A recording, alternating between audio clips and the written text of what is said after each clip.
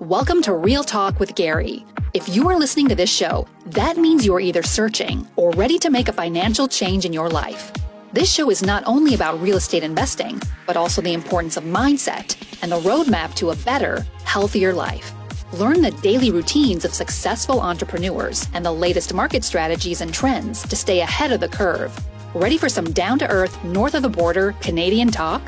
Here's your host, Gary Hibbert. All right, welcome back. You are listening to Real Talk with Gary, and on today's show, boy, do I have a treat for you guys. I had the absolute privilege to sit down with the one and only Kathleen Black.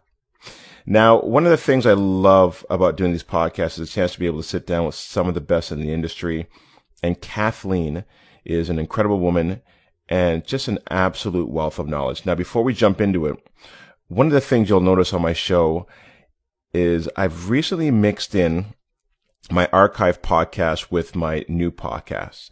And the reason I've done this is because I've been doing these podcasts now for a number of years on YouTube, and I'm slowly migrating some of the good ones over onto iTunes for you to be able to listen to. Now, if you're hungry for the rest of these shows that I've done in the past, very simply, you can visit YouTube and search for Smart Home Choice, and you'll find my previous shows. Now, when I first decided to get into real estate investing, the biggest fear I had was tenants. Now, the fear was real. It kept me on the sideline for a number of years because of all the horror stories that I've heard. And I finally decided to take the plunge, and guess what? Here I am today. Now, to help some of you currently on the sidelines, last year, here's what I decided to do, was write a guide on how to screen tenants. And you can download it absolutely free at smarthomechoice.ca by simply entering your name and email address. And it's really that simple. Okay, now, on today's show, like I said before, you guys are definitely in for a treat. Kathleen and I essentially discussed how to succeed in the game of life. Now, Kathleen Black is one of Canada's leading real estate coaches, trainers, delivering her proven success techniques to agents and teams pretty much right across North America. She began her career as a RE/MAX real estate agent and has worked her way to being recognized within the top 1% of realtors, not only in Durham region, but also on the Toronto Real Estate Board as well. And in 2015, Kathleen Black Coaching and Consulting Company was formed. The success of her business has been centered around integrity, honesty, and result-driven measures, the very thing that represents Kathleen. And on the call, she shares her story on how a divorced single mom made no excuses and pushed through every barrier to succeed. We also discuss why risk is good and the importance of getting out of that comfort zone, the importance to agree on what to do if things don't work out when you're happy. And that's really, really important. And how having a growth mindset and reasons versus results can change your life forever. And we obviously discuss so much more. So sit back, relax, and learn how you too can overcome self-doubt, and enjoy this month's show. Okay, Kathleen, thank you very much for being on the call today. I really appreciate it. Yeah, pleasure. Thank you for having me on. I'm looking forward to it. Yeah, I think it's going to be fun. I think the first time we met, and correct me if I'm wrong, was I think sometime last year. We were actually working on a deal together, right? On McLaughlin or something like that? We were, yes. Yes. And I think you were filling in for Paul Etherington. Yeah, for sure. It was a client who was a friend of mine, so I was helping out a little bit with them on their search, and I don't usually get the chance to kind of do sales anymore, but in that case I did, which was great, yeah. Yeah, and I think just because of that, I remember you telling me that, and that kind of led me down the path of, well, if you don't do that, then what are you doing? And then I found out what you are doing, and that's why you're here today. So I'm excited about it, to kind of learn what you're doing, more about that, and also to share, your expertise with people who are listening on the show today, because maybe you might be able to help them. It might be able to help me. Who knows, right? Awesome. Yeah. So why don't we kind of jump right into it then, and maybe we'll start off with who you are and how and where you kind of got started, because I think you started off with in investment properties.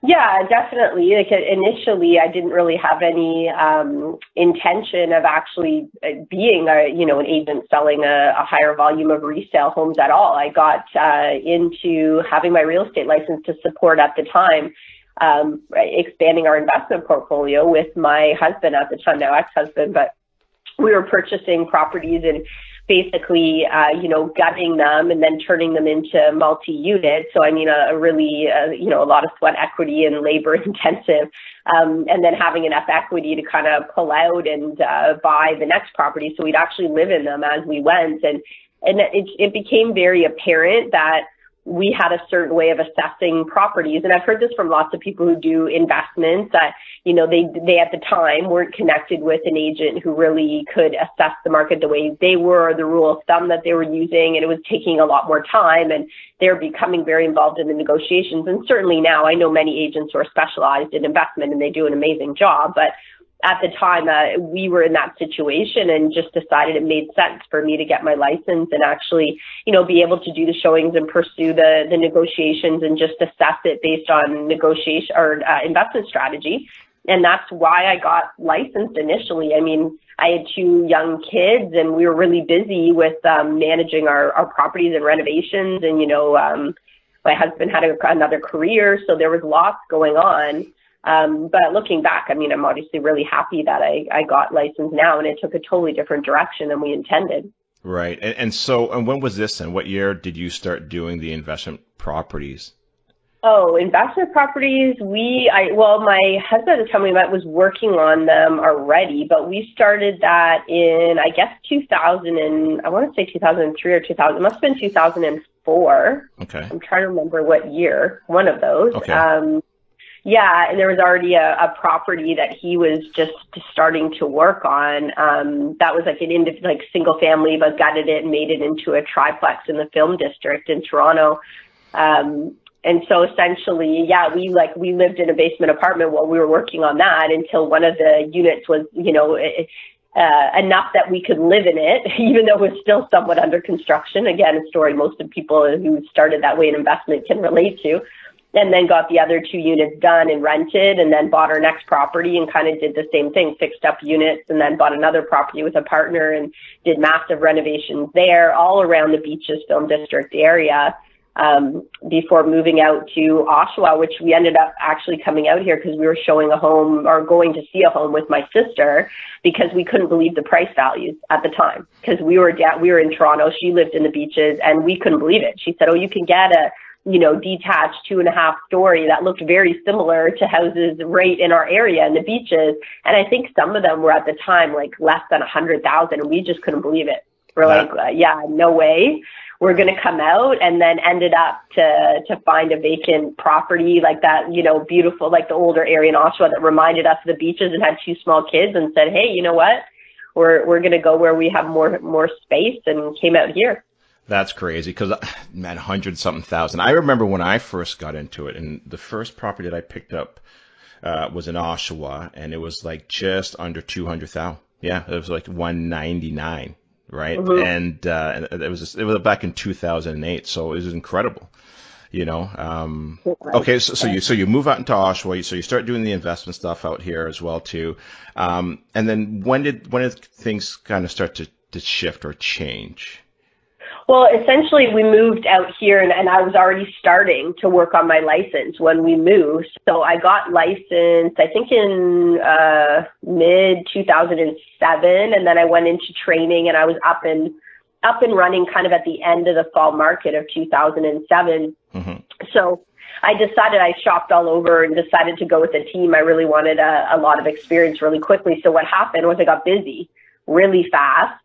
So that was a total change and shift for us. And then I ended up to go through a separation and all these things that happen when you're in real estate, and our lives were just kind of flipped upside down. And to be honest, to purchase the properties we did and renovate them within 2 to 3 years, there was a lot of, there had to be a lot of drive to get that done, which also put a lot of pressure on both of us, both really driven people.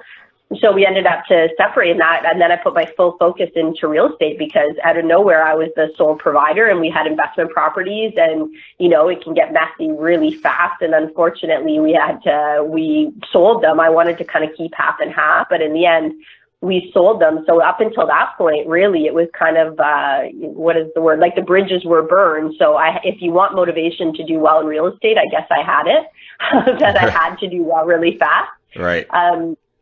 So that's what led to real estate and kind of going, okay, we're going to, I'm going to kind of start something new with the two kids and build it up from there. And luckily I was able to do that. Now, how did you get really busy? Was it that people were seeing what you were doing and then wanted to use you as a real estate agent? Like what got that business fired up? Yeah, it was a mix. Like the second year on the team, I was already having, I got into real estate, going into a real estate team thinking I'll just stay for 1 year and then I'll leave. And it was a mix. I can't say that everybody who went on the team was as busy or did as many deals or was as successful as quickly as I was. But there were certainly great people who were really busy to model on that team. So, it was a combination, taking duty time from the brokerage, duty time from the team. Having the experience I did with the investment properties, I think was really massive. It gave me a confidence going into the properties to assess them in a way that I think other people coming without any background in real estate didn't necessarily have. And I'm really thankful for that, because when people were looking at, the color of rooms, I'm looking at, the heating, the electrical, right? I'm looking at any issues for insurance. I'm looking at any big ticket items and making sure that I'm communicating that to my clients. So I didn't see it at the time, but in retrospect, now working with a lot of agents, I see it probably was a real asset. Right. So doing the investment properties. Right. So doing those investment properties. Yeah. And I liked working. I wasn't shy to work with investors, particularly up to, people buying up to a fourplex, probably not above that at the time. It was a mix of appointments booked for me, getting training right away. And then, like I said, having repeat referrals pretty much really quickly in the business. I had clients referring back to me, which was great. And the big thing they told me was that they couldn't, it's having that, again, I think it's the investor hat of just being able to say to somebody, hey, here's the market value, here's what this is worth. You have the opportunity, it's priced less because of this, but are you willing to walk into this situation, and just being really honest and upfront. And that actually got me a lot of referrals just by that approach. Right. And I guess also as well, too, so it sounds like you're obviously working with more real estate investors once you got your real estate license. Is that correct? Was it maybe an 80-20? No, it was a mix. It was a mix? No, okay. It was definitely a mix. Even a resale, referring on, but I think people just appreciate that you're not scared to tell them, what they could be getting into and the pros and cons, and letting them make their own decision instead of every house is great, you got to buy it now. Right. So yeah. Right. Yeah. So you could see the potential of what it could potentially be, right? Which is a great asset to have, or definitely a great tool to have in your tool belt, right? So, and listening for their formula. I had a formula for how I bought investment properties, and every single buyer or seller I worked with had a formula for how they were going to make that decision. And if I listened, I could understand and support that. And I think that was a big piece of it, just listening for, hey, how do you make big decisions, and what's going to allow you to be comfortable, and what do you need to say yes here so you don't get stuck, because it's your goal to buy or sell. I'm just here to facilitate it. Right. Now, while you were building your investment portfolio, was there any particular piece of advice that you would say that you received that that was just, earth-shattering, or really kind of helped you throughout that stage of your life? Yeah, funny enough, it was an investor who gave us advice. It was in the beaches. We were going to see a rental because we were trying to decide between renting while we bought another property or buying into a much more expensive property, which we ended up to do, and had many, many sleepless nights because we had to leverage another property and it hadn't all come through yet. And anyways, just a lot of stress at the time. I don't know that I'd put myself in that situation again today, but we were going to see the unit. And it was funny because he was telling us at the time, because we were saying, the market at the time was thought to be a little bit depressed. And he said, hey, when the market's down, the rents go up, no matter what, And the way he talked about it, he's like, at the end of the day, it's as long as you have a strategy, because I'm like, well, it's not like Monopoly. And he goes, actually, it is. Like, if you have a strategy and you can have fun with it and you can see that really it is a game and there's a strategy to this game, that's how you win in it. Like, you don't over leverage yourself. But if you take so much stress and you take it so seriously, you'll never get in the game. You'll never invest and you'll never grow. And oddly enough, at the time, I really took it to heart. I was like, he's right. Like, you have to have that courage to take educated risks, not full out risks, but educated risk in a way that the most of the population won't do. And I really did take that to heart, that, hey, if there's an opportunity, it's in front of us and we can make it work, we're going to go for it. Perhaps we did that too much. But it was really pivotal for me to go, yeah, you know what? At the end of the day, you have a strategy that works. It's just a formula. Right. And so with that being said, I mean, it's almost as if you can buy in any market, whether it's going up, sideways, or down, as long as you figured out the strategy, and maybe you change those strategies depending on the way the market's moving, correct? Well, yeah, absolutely. And I think now it's very different. I mean, our markets in the GTA have gone up so much that, I mean, now the idea is people are actually, you know, paying monthly into investment properties to have the investment into the property. I mean, at the time, we were able to make everything profitable. Like, everything was upside. All of our investments in Toronto paid for the house in Oshawa because the house was much bigger than, cheaper price, but much bigger than we would have had there. And it was, yeah, it was essentially at the time just knowing that even if the market went down or stayed the same, like, as long as it was all relative with amortization, it was our friend. Like, we were long-term, we wanted to hold long-term, and we knew what those numbers needed to look like. So it was pretty easy to make an analysis and go, even if the market's going a little bit wonky for a couple of years, I mean, as long as you have tenants, and for us, this was a big reason not to have single properties and try to do the multi-unit so that we were sheltered in case of any fluctuation, that if we did have one vacancy, at least we always had some income happening. So we definitely had ways that we tried to protect ourselves, for sure, because we were very limited in cash flow and in initial investment money, like extremely limited, that we were always pulling from one house, literally everything, once we had renovated to get to the next one. Right. Like, then you could pull up to 5%. You can't do that now, but then we could. Right. And so, okay, so with that being said, then, were you doing any joint ventures, or were they all just you and your husband at the time? They were at the time all just us until we did well, I guess it was only the third, because they were all triplexes, right? So the third property was a duplex that had a partner, and then we lived in one of the triplexes, and then we moved to Oshawa and bought that on our own. And it was also the time of zero down, but luckily we didn't get into that. We knew that wasn't a smart investment for us. Right. And that was like back in 2008? Like, it was such a short window, like 6 months or 7 months. Yeah. And that was when, just before the U.S. Market had its crash, and Canada was like, whoa, let's get rid of this, right? Yeah, I remember that. I remember that. And it was tempting, right? Because the market was going up. But I mean, I think going through and knowing, like, you put risk to get, and how many people write books and say, hey, if we knew what we knew now, we probably wouldn't have done what we did then, but we also wouldn't be here now. Like, so, you know, we took major risks of, like, buying our property in the Beaches Triangle, which was like double our anticipated next purchase price, and having to, like, loan money and wait for the appraisals and be unsure about it and go in firm because there's 15 offers. And it was an amazing purchase, but I mean, to not sleep for a week wasn't great either. And I think anybody kind of hustling at the time to build your initial investments, like, you take some.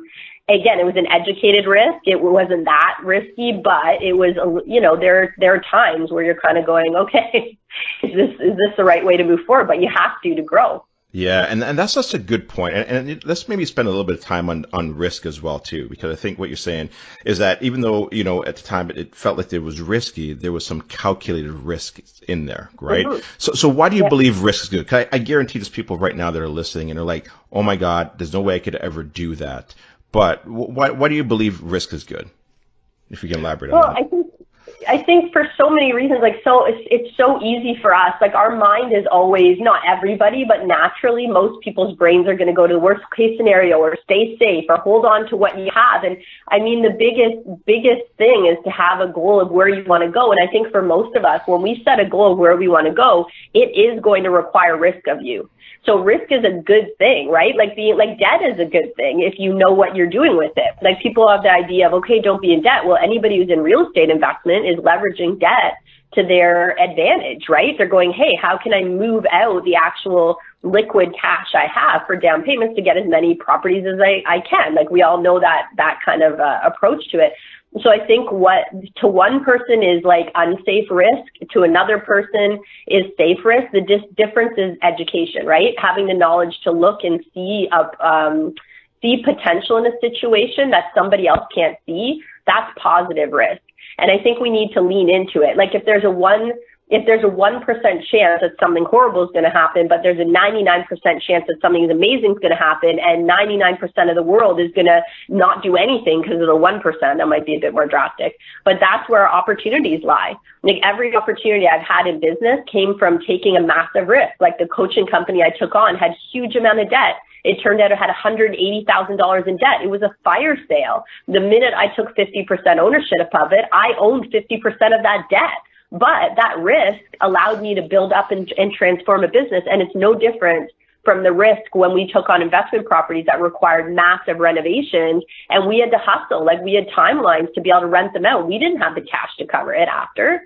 We put all the money down. So, I mean, I think it's like anything in life. People who are willing to take more risks are willing to take more growth. They're also willing to take the risk of taking a loss. And that's why not everyone's an entrepreneur, right? Like, if you're not open to as much risk, you're going to go in, like you said, joint ventures, or you're going to be, maybe potentially an employee instead of a business owner. Like, everybody has their, their gifts and their talents and their niche for a reason, right? Like, I'm built for what I need to do in life. And I think everyone listening to this is as well. It's just, are you leaning into the gifts you have? And I think the ability to see the right risks as potential is massive for anybody in business or investment. Yeah. And you know what? I like that. I like that, the way that you said that, like, leaning into risk and also talking about the debt piece. And it's one of those things where they don't teach this stuff in school, because to me, I never knew the difference between good debt and bad debt. I just thought debt was debt. Yeah. And listen, for my wife as well too, it took a while for us to really grasp that, because we were putting ourselves into so much debt in the beginning. But once you understand the difference between good debt and bad debt, that helps to kind of, I guess, maybe shave a little bit of that risk off, because you understand that, yeah, I need to do this to be able to lean into it, right? Mm-hmm. And it sounds like that's exactly what you're doing, where you're putting yourself into more debt, but it was good debt. Yeah. And so what I was going to lean into next, right, is how do you prepare yourself for that? Is it a mindset? Is it like how do you do that? Mm-hmm. Well, I think it is a mindset. I think it's, it's the same thing that, and I'm just going to say from personal experience because it fits in this case, like, it's the same thing that would make me a great realtor, would make me a great investor, made me a great coach, and now hopefully makes me a great coach of coaches. And it's the ability to disassociate, right?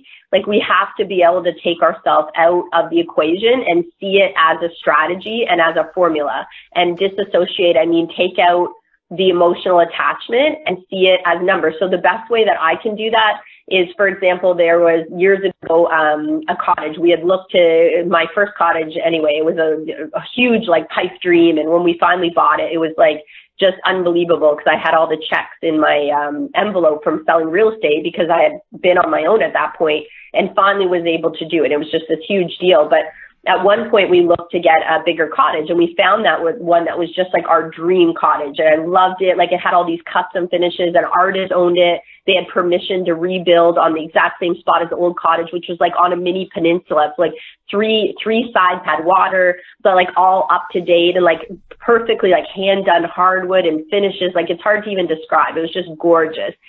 So I go to negotiate, and we decide, first of all, again, way higher than the price range we thought, but it was just so beautiful.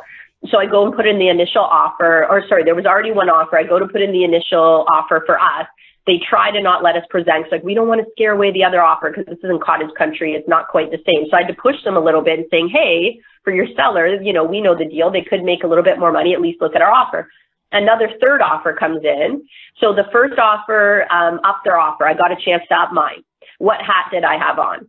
I had on, oh, okay, I'm a single parent. I cover all of the bills. I have 2 kids. I have a house. I have an existing cottage that I'm going to have to cover. I don't know if it's going to sell right away, or am I going to be able to rent it? I don't know. So what hat do I have on? The scared scarcity emotional hat of a mother, and not the hat of a realtor who does, top 1% business.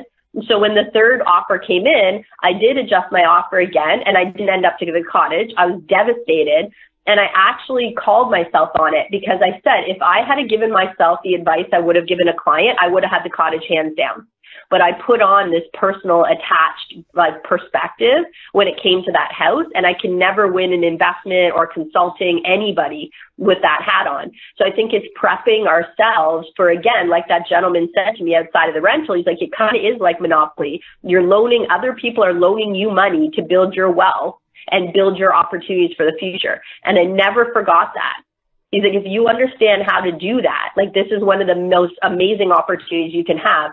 And that was the minute when I realized, okay, the only way to win in this is to be really smart, really educated, but also not be emotional. It has to, again, be from a formula of, I have a goal, I want to reach it, here's my business strategy, and this is exactly what I'm going to do. Because if you have the emotional side, you can't make the moves when you need to make them. You have to have that confidence, right? So if I don't have certainty, I can't decide. Right. But everything away from the emotions, I have certainty. Right. And so once you've figured out that strategy and you deploy it, when you're looking at that deal, you'll know when it's time to walk, or you've put it down and okay, now you're going to get that deal. Because sometimes the best deal that you do is the one that you don't do. Right. So I think it's important to know your strategy and to know when it's a deal and when it no longer becomes a deal. Right. Exactly. Have a neutral stance. Like I said I was doing a talk today, and I say it all the time. And it's everything about consultant's approach is the same with investment. Again, supporting clients, coaching, running a coaching business. It's all the same. It's the ability to get as neutral as possible, so we can be where no one can be objective, but as close to as neutral, so we can just see the moving pieces and kind of massage them, right? And sometimes, it's the idea to just, what is the word I'm trying to say? What you're trying to say is exactly the same idea with clients, total detachment. If it works, it works. If it doesn't, it doesn't. Here's the numbers, and if not, we'll go on to the next one. No big deal, as long as you're logical about it. Yeah. Absolutely, for sure. Okay, so obviously we know that the mindset's an important piece, right? How did did you do more did you have a coach? Was it mentoring that you were getting? Was it a book that you read, or books that you read? Was it podcasts? What really kind of got you into that mindset that you have today? You know what? I don't I've wondered with this, because I look back, I don't know if it's just a lot of people leaving home young, needing to be independent, needing to make sure I always had money to cover myself, and I knew I didn't have a backup plan. I think that might be part of it. Also in university, I had my son in university, and very quickly I was okay, I want to make sure I have a place for him that's not going to be in a scuzzy apartment, with a bunch of drunk students around me. So I had rented out a townhouse then, and I ended up to apply and get exchange students that we did room and board with them. And then after, I took in different tenants. And I think that was the first taste of, okay, there are ways to leverage things and still make the world work. There are creative solutions that you can do to still live the way you want to live. And then after that, it was obviously the combination of understanding what my husband's goals were. When we met, we weren't married, obviously, but understanding what his goals were. And very quickly, I guess it was just the formulas. I don't know. I didn't have a set coach. We didn't have any investment coaches. It wasn't anything like that. It was just assessing properties all the time and what rents would go for and what we could do in-house versus what we'd have to spend money outside to get done. It was pretty basic. Yeah. So it to me, it sounds like it was life itself. The experiences that you went through was your best teacher. Right. And I guess with that as well, too, did you make lots of mistakes? I'm sure you must have. You know what? Like in the investment side, we did well. Like I say to people, like divorce is expensive. If we were, and I'm happily divorced, like it was a very good decision for him and I, and we're friends, and that's all great. So that's not the issue. But I mean, I could have been retired now. Like those properties are more than double, probably much more than double, right? In value in the time. So I think the only, to be honest, it's going to sound weird to some people listening, but I mean, we probably should have had a prenup of some type, because I mean, we had business and marriage mixed. And unfortunately, when the marriage dissolved, it became very difficult to deal with the business because it became part of the marriage. And that was a mistake for all sides, right? Because that's messy. And I think there's a lot of husbands and wives who invest. And I'm a big believer in agree what to do if things don't work out when you're happy. Right. Yeah. And that taught me a lot. And I deal with that in teams. Like we set expectations, like in coaching, we do that all the time. So that was a big lesson. Like that was a mistake. Yeah. You know what? And I'm glad you brought that up, because that is a good point. Because I mean, look, again, I'm sure a lot of people that are investing, they're doing it with their spouse. And while the times are going good, and you know, you're collecting your investment properties, and they're going up in equity, especially the last, say, 10 years, you probably do want to maybe sit down and say, hey, look, if things don't go good, how do we want to divide this, right? So, yeah, and a lot of people don't think about that. So I'm actually glad that you brought that up, because hopefully people think about that stuff. It is important. Well, yeah. Or if you're big enough to have some type of separate holding company with neutral accounts, right? Like just ways to keep things clean, because it can get messy super fast. That's for sure. Right. So, and I know how hard you work to acquire properties like that. So you want to protect it. Right. No, for sure. Okay. That's good. So listen, I'm sure there's been many challenges that you've turned into opportunities. If you had to do it all over again, is there anything that you would do differently? Yeah, I think looking back, like I think for most people, we put ourselves in the situations that we need to learn from. And I'm certainly no exception to that. Like I put myself in situations where people were very hard on me, or where I had business partners who were not ideal. And in the end, they gave me huge gifts, because they forced me to stand up for myself, to do things properly, to put things on their line, again, do educated risk to make sure I walked away from business situations fairly. And I didn't know I had it in me to do that, to be honest. But if I did it all again, I think I would have stood up and made difficult decisions sooner. Like if anything hurt me in business, both my current business and the past business, there were times where things just weren't working and I really wanted them to. And when people weren't showing up and they weren't towing the line, and a lot of us who are doers and implementers, we think we can do for everyone. Like if they don't show up, okay, I can make it work. You know what? No problem. But sometimes when you're so proactive and so hands-on, and again, it probably comes from leaving home young and being like, well, I can make it work. I don't need to rely on anybody. People will let you do a lot of their work for them. And I think if I did it again, I would really call it out and make changes. And I'm much more vocal now of setting clear expectations and basically making sure not that others take advantage of me, but that I don't put others in a situation that lets them or encourages them to take advantage of me because I'm doing too much. So that was a really important business lesson, that whatever you let fester becomes big. It doesn't go away. And if something's going downhill, if you give it more room and more space, it'll probably go more downhill even faster. Whereas I used to think, oh, give it space. People always do the right thing. And not so much. Yeah. But so that's something I've learned. And I guess, that's got to be a hard, and again, I'm just thinking out loud here, but I mean, even for myself, something's going bad and I'm looking at it and it's okay, so what am I supposed to learn from this? And then you get to the point of, okay, well, am I supposed to let it go or do I keep pushing through? How do you know when to stop? Or when how do you know when to let go? I think that's difficult, isn't it? Yeah, sure. It's super difficult. And I think of some of obviously I have a coaching company that I have now for the last, not quite 3.5 years, but almost.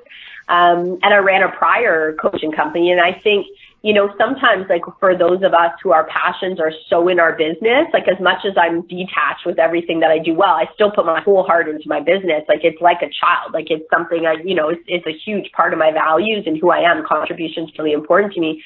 So I think sometimes problems give us time to come to terms with the fact that the future might not look the same as the past and to step into new opportunities. But I think it's realizing though that, again, like for myself personally, the more I've given space, like if I'm showing up and trying to work it out and another person or people, a team are showing up and trying to work out a problem, that's different. Like you're all being proactive. You're on the same board. That's really positive. But if you're trying to figure out a business solution and the other person is not playing fair or opting out or not doing their fair share or is being deceitful or they're causing dynamics behind the scenes, if you give space to those kind of problems, which businesses have all the time, they get worse. Like I think I've learned that very, very clearly that in the future, it's really important to have open communication and speak up and know when to walk and kind of go, okay, yeah, like this is going downhill fast. Like I'm going to do what I need to do, but I'm going to take action. And everybody's different, but most people I've talked to who run real estate teams or businesses have been in some version of those situations where they've tried to make things better and go, you know what?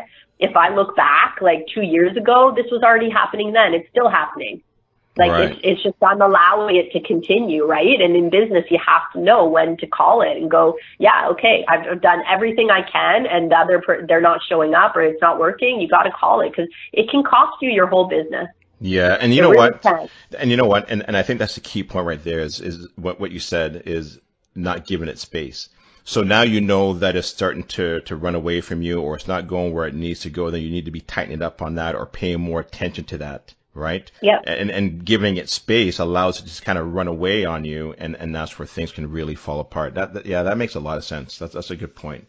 Yeah. So let's switch gears a little bit. Let's talk about your coaching and consulting business because, you know, I'm looking at your website right now. I love it. I was browsing through it. I've done it for the last little few days here now. There's great video on here. There's great content on here. There's free stuff. I love free stuff, you know, so, and I've gotten some of your free stuff as well too. So what exactly is it that you provide? Well, our niche that we're known for is team development. That's definitely our specialty in real estate. So helping people to scale and leverage and, you know, a lot of the same principles as investment, to be honest. So we help them figure out, you know, what their top talents are, what energizes them, what doesn't, and how to put systems around leveraging other people who have talents in the areas that they don't. Not just to do more business. We do help people do a lot more business, but for quality of life and for mindset and for fulfillment. Also for the standards of service we can offer to buyers and sellers in our communities, because for realtors, it's harder and harder to be, it's almost impossible to be all things to all people. Like just to be in tune with the tech changes alone in real estate is a full-time job. And most people, I certainly don't have full time to put my full focus just on, you know, those types of updates. So what we do is help people basically get specialists and build up their production. We help individual agents as well. But it's been over a decade now that full time I've worked with team expansion. So we were actually I ran the first team specific coaching company for real estate in Canada before it was even like a thing on any of the websites that weren't even offering it. And there was this big misconception that teams were just mini brokerages. And I certainly don't think that's true. And if anything, teams are actually really disruptive in the real estate world because of their ability to scale, when a lot of some brokerages are struggling because they have, you know, somewhat traditional models. So yeah, every facet under mindset, personality profiling, NLP, anything that somebody needs within a team to scale and grow and recruit and hire and system strategy, all of it, we cover that under our hub. That's great. I love it. And I think you're perfect for it, because just listening to your story, what you've gone through, you know, the great times and then, you know, not so great times and then building back up. Because listen, you want somebody in your corner that has gone through some tough times in your life, because, you know, you don't want it to always be, well, I've never had or never gone through any issues. Well, then what are you going to do when those issues do come up, right? So I think you're perfect for this, yeah. Which is fantastic. And obviously, it still kind of comes back to mindset. Are there any like non-negotiables of a successful mindset, you know, that you can share with us? Yeah, I think there are, like, for our top, like, people who are most successful in our company, you mean? Mm-hmm. Like most successful building? Yeah, exactly. Yeah, there are a whole bunch of them, but I mean, I think definitely like growth mindset for anybody. Like if you don't have growth mindset, you're already going to go, well, we already do it. So we have a formula that actually comes from NLP, and I talk about it all the time. And it's the idea of reasons or results. So, hey, you can have reasons, and if you have results, then they're good reasons. If you have reasons without results, they're excuses. And it's a great way to self-coach, because people get really stuck in things they like to do, and they keep telling the story again and again and again, and they keep telling themselves, it's like they're hypnotizing themselves with their own story, right? We all do it, like as humans. But if we have no results or no edge or nothing that we're gaining from that story, it's probably just a comfort thing to keep us from doing something we don't feel like doing, right? So I think growth mindset and reasons versus results, all of our top people are master implementers, or they partner with master implementers. So they all have somebody who's going to take it and run with it and get it done. And that's really, really important. And sometimes you need a team to have that come to fruition as well. The other big thing that I think is cool with a lot of the really successful people is they all believe in reciprocity. Like, they're not take style people. Like, they believe in giving back and giving back to the community and giving back to their teams, in building leaders, in transferring knowledge, which I think is really admirable. And I really believe in it. And they're also, they're not transactional. Like, you find that the people who have strong businesses, they're looking to have long-term advantageous relationships or affiliates and build together. They're not trying to go, okay, I just want to get this system and, I bought it and run with it. Or, because if you have a transactional mindset with clients, you have a transactional mindset with probably everything you do. And it can be extremely limiting because you don't get the long-term benefits of network growth, which is really important in this day and age. Like, all big companies are growing because they have multi-affiliates or networks that they build together. Right. So I think those long-term affiliations are really, really key. And they're committed to where they're going, which means they'll make decisions today that might be more difficult because their mind is 5 to 10 years from now. And that's a huge way to bend the world in your favor. If you know where you want to be 5 or 10 years from now, and every time you have to make a big decision, you're like, okay, but will this matter in 5 or 10 years? Or what do I need to get to be in that place? It just gives you crystal clear clarity on the decisions you have to make. Right. And in business, the ability to go, hey, I can make a decision now that might cost me half my business, or I can make it in 5 years. When's it better to make the decision? Probably now, and fix whatever issue I have, right? But we have a whole list of 8 attributes of our top 10, our top 1%. And the big one probably is just model success, right? We always model the best in any industry, and we model the best, forget the rest is our term for it. I like it. And I mean, obviously it sounds like goal setting is such a huge piece. And I think a lot of people miss that. And then giving and receiving, right? So starting that, that giving process, and then that allows that receiving process to come in, right? I don't know if you know, if you listen to Jim Rohn. Jim Rohn was one of Tony Robbins' early mentors, yeah. But he was big on that as well too. And another thing that was probably one of the early lessons that I received in the beginning was that, when you get the information, don't keep it to yourself, give it. And then that allows for more information to come in. And that was one of the things that really, really stuck with me. I mean, there's lots of other great teachings that he had, but, that's great. It's just good, to kind of rehash of that information. I appreciate that. Now, what drives you? What drives you to, when you get up in the morning, what keeps you going? I think it's and I've talked about this before. I don't know if it drives me as much as something pulls me. Like I've kind of said, there's times where I'm tired and I kind of go, really, like every single day I ask for guidance, right? Like whatever everyone listening to this believes in, but I ask, to be able to be of service, and I believe that I am, directed if I pay attention, that there are signs for what I need to do. But I always look for how can I be of service. And I said, when a doorway opens for you, like there's a good chance that you probably should walk through it, unless it's like a negative doorway. But essentially, when you're constantly asking to be of service and opportunities arise, I believe that that's a beautiful gift, and I want to, with gratitude, and be humble enough to say thank you, and I'm so thankful I have these opportunities, and if they're given to me, I'm going to do my best, and I'm going to show up until the opportunities don't present themselves anymore. And I've just always had this feeling that I'm here to contribute. And I think for me, I've said even times where I'm exhausted and I'm tired and I feel almost like I'm being dragged through the mud, the idea of stopping just isn't an option. like I feel my life is to do something bigger than myself. And I don't know if everyone feels that way. I think everyone has something to contribute that's bigger than themselves. I think, unfortunately, not everyone gets the opportunity to connect with it, which is a shame. But yeah, I think that's what it is. I don't know what the end game is, but I know that I've been able to be of service. And as long as I can, that I think that that's more important than some of the little everyday things. And I'll sacrifice a lot to be able to, have as much impact as I can in this world and help people. And hopefully I'll be able to continue doing that. Yeah, that's amazing. And listen, and there's times I feel exactly the same way as well too. Doing what I was doing before in the IT department and to where I am now, never in my wildest dreams that I think I'd be doing podcasts and doing mastermind events and teaching people. 'Cause, I never thought, but yeah. I'm just continuing to go down this road, and what you're saying is just, use me, or how can I help other people? And I think that's an important thing to kind of continue to do. So, kudos to you for doing that. It's amazing. What impact then? I mean, obviously you're going down an incredible path. And so this is the next big question is, what impact do you want to make on the world?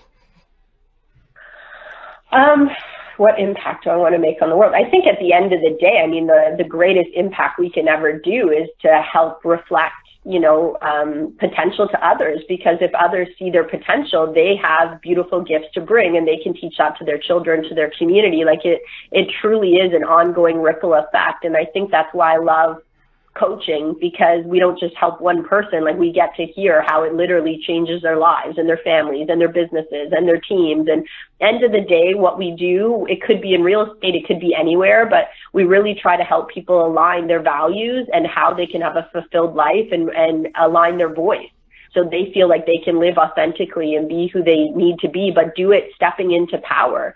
And for me, I think that was really important in my life, that I didn't have necessarily mentors who saw, the excellence in me, or who saw the gifts, and I had to do a lot of that on my own. And I just imagine it was so important for me. I see, if I hadn't have been able to step into a place of power, personal power, I don't mean over others, personal power in real estate, I honestly have no idea exactly how my life would have went. Like, I went through a separation where literally the main breadwinner was gone. Like, it was just me again. And I went to university, just me. Like, it was like the ability to be able to be secure and take care of ourselves and take care of our families and be able to have influence in our lives.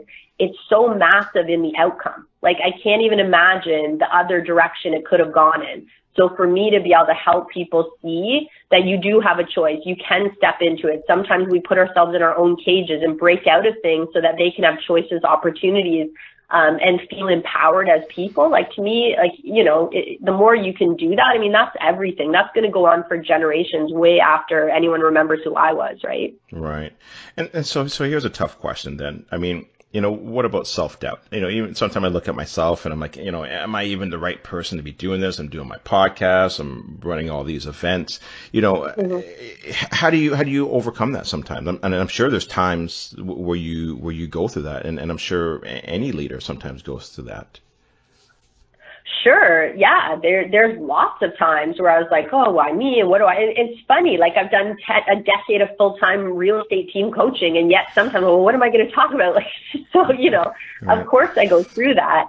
But I think the world shows us what we need to see to get stronger. Like, this past year, there was not a competitor of ours, but there was somebody else in the marketplace that I had a lot of respect for, and I still do. But the world shows you what you need to see. Like, the world basically showed me some things that were going on there that allowed me to go, okay, wait a minute. Like, yeah, you need to step up. Like, if these kind of things are going on with the people you put on a pedestal, like, really, this is showing you can't play small. And so for me, I feel like the world shows me little signs that are like, okay, like, you need to go all in and see where this goes. And if you fall a couple times, I'm going to learn from it and I'm going to get better from it. And I'm okay with that. Like, I'm okay with falling on my face a couple of times or having close catches, because like, we're set on a track record, like, to be the best in the world at what we do. And that's going to mean some failing forward, and it's going to mean some self-doubt, and maybe just being transparent about it with my team at times. I'm transparent with them and vulnerable about that. But on the other hand, like, I think it's a hard question to answer. I think the self-doubt it's like an onion, just like anything else. And the more you again, that lean in, the more you lean into, hey, I'm serious, I'm here. Like, I'm going to put myself out there. I'm going to stand up. I'm going to share my content. You know what? If nobody likes it, I don't care. Like, I'm here to be an artist and express what I think I'm here to do in the world. And end of the day, some of the greatest artists of our time, or not our time, of the existence of time, never had a fan while they were alive anyways. Like, sometimes your work's more important than your lifetime and fans and everything else, right?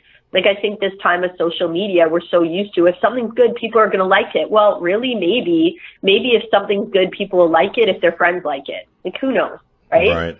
So just being able to put yourself out there, even if you're standing alone in the dark and there's nobody else who you can even see a flicker is going to support you. I think you have to be ready to do that. And that, when you hit those periods, the self-doubt for me melts away a little bit. It makes me stronger to go, okay, yeah, like, I see this is going in the right direction. Right. Sometimes it's darkest before the dawn, right? Many times it's darkest before dawn. Well, yeah, you have to have that bravery of going, you know what, I'm going to hold it and hope this is going to sprout, and not all of them are going to sprout. But you know what? Enough of them have to make it worth the risk. Yeah, no, that's great advice. You just pumped me up. I'm ready to rock and roll now, Kathleen. Awesome. Yeah. Love it. This is a great podcast. Listen, we're getting close to the end here. But what does success look like for you? Yeah, it's funny. I put this because, yeah, anyway, I ask my clients this all the time, and I think it's funny because depending on personality, for me, success is like, I'm kind of that, Gatsby mindset of, you know, there's always that green light and there's always something to go towards. And the first presentation I ever did in coaching, I talked about that we can be humbled by the vision of something greater. And I did that because I was doing training with, at the time, the best team in the area. And being the best wasn't helping them. It was hurting them. And it was the idea that we can always be humbled by the vision of something, even if it doesn't exist. And to me, success is always pushing the line for what could be, but also taking my adventures now, like living my life to the absolute fullest and doing the hikes and doing the travel and not saying I'm too busy, because I'm always going to be busy. Right? There's no, hey, next year, like for top producers or top running, like, people, they're always going to be busy. So it's carving out the time now and always pushing the limits. Like, you know, if one day I never want to retire, I always want to do what I love. But if one day, you know, at the end of it, I'm still seeing that there's that next frontier and I'm still excited about it, to me, hey, then I've been successful. I've kept the spark alive, right? I love it. So it's not a destination, it's a journey.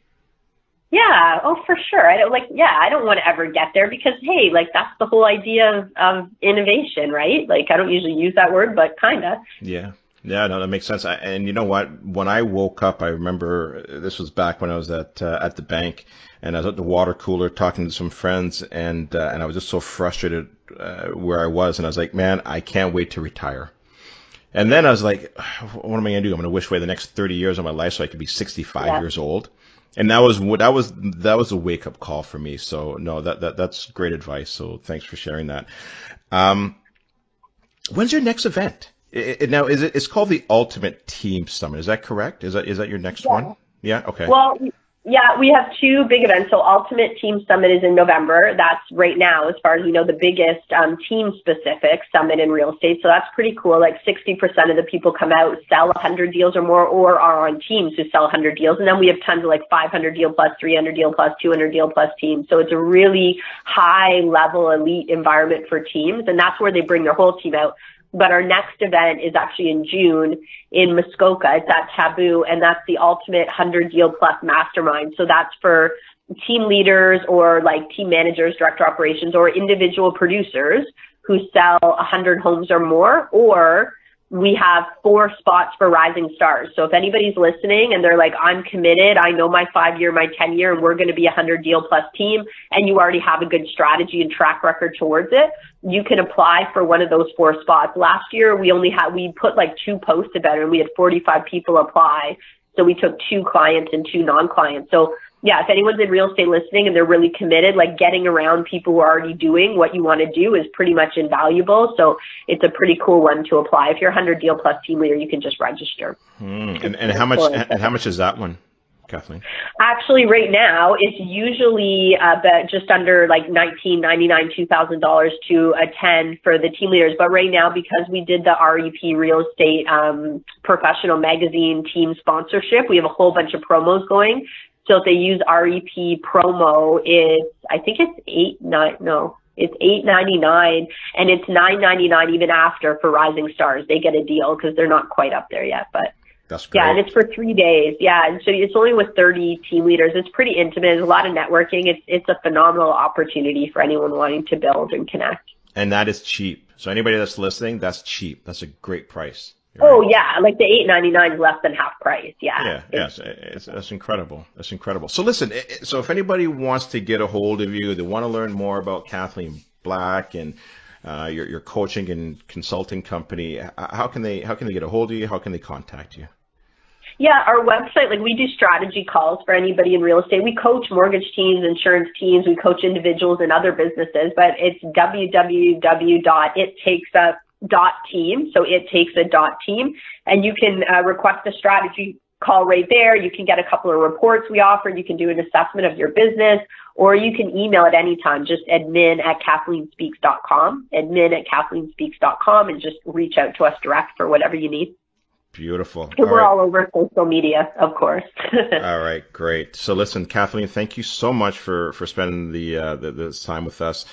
Great information. I actually got some insight, and I think I'm going to use it for myself as well too. So I appreciate it. Awesome. Thank you. I appreciate it too, Gary. It was a lot of fun. Yeah. And hopefully I might be able to make it out to one of these summits. I'm definitely looking forward to it. I think it'd be great. Yeah, it would be for sure. All right. Sounds good. So listen, Kathleen, thank you very much, and you enjoy the rest of your day. You too. All right. Take care. Bye. Thanks for listening to today's show with Gary Hibbert. Please don't forget to subscribe, leave a review, and connect with your host on Instagram @GaryHibbert. Until next time, stay mindful and remember, you don't have to be great to start. Just start, and you'll be on the path to being great.